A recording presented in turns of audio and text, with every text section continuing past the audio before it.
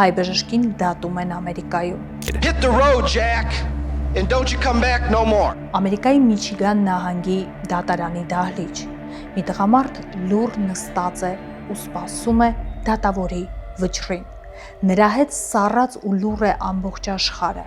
Բոլորն են սպասում դատավորի վճռին։ Այս տղամարդը Ջեք Գևորքյանն է, հայ էմիգրանտների որդի, որ ցեղասպանությունից հետո փախել էին Ամերիկա, որ իրենց երեխաներին ավելի լուսավոր ապագա նվիրեն։ Ջեք Գևորքյանին տվել էին բժիշկ մահ մականունը, որովհետև հենց նրա պատճառով կյանքից հեռացել էր 130 մարդ։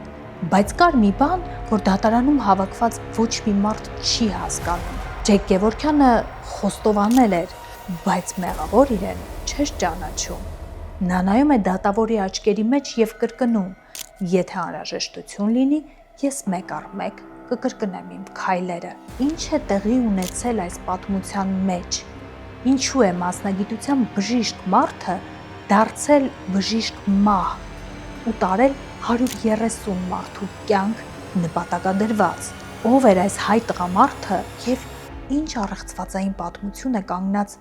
այս դեպքի հետևում։ Շարունակությունը դիտեք YouTube-ի իմ ալիքում։ Լինկը բիոյում է։